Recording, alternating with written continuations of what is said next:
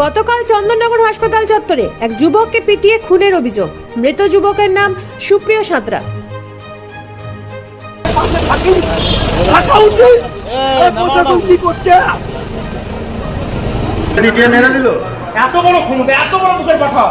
জানা যাচ্ছে ভদ্রেশ্বর স্টেশনের কাছে গৌতম দাস নামক এক ব্যক্তিকে গাড়ি দিয়ে ধাক্কা মারে মৃত সুপ্রিয় সাঁতরা। সেই ধাক্কার পর দুজনের মধ্যে বচসা হয়। এই বচসার জেরে মৃত সুপ্রিয় সাঁতরা গৌতম ঘোষের মাথায় রড দিয়ে আঘাত করে। তৎক্ষণাৎ আহত ব্যক্তিকে চিকিৎসার জন্য মৃত সুপ্রিয় সাঁতরাই চন্দননগর হাসপাতালে নিয়ে আসেন এবং প্রাথমিক চিকিৎসার পর আহত ওই ব্যক্তিকে হাসপাতাল থেকে ছেড়েও দেওয়া হয়। এরপর গৌতম দাসের বাড়ির লোক খবর পেয়ে ঘটনাস্থলে আসে এবং সেই সময় হাসপাতালের গেটে দাঁড়িয়ে থাকা ওই মৃত যুবককে দেখে গৌতম দাসের ছেলে এবং তার বন্ধুরা মারধর শুরু করে।